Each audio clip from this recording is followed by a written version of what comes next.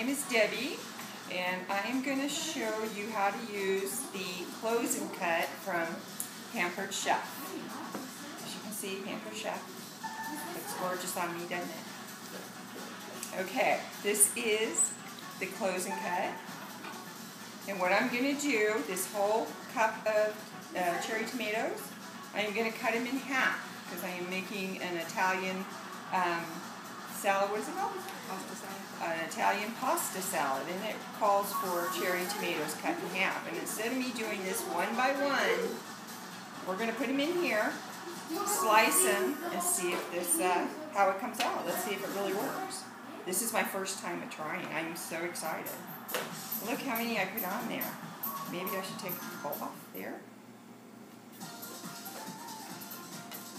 Okay, it's quite a bit. I am closing it, taking the knife,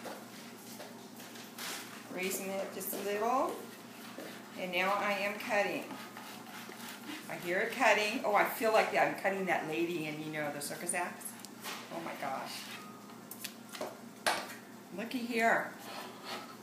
Look at how awesome is that? All of them are cut in half. Look at this. It's a winner.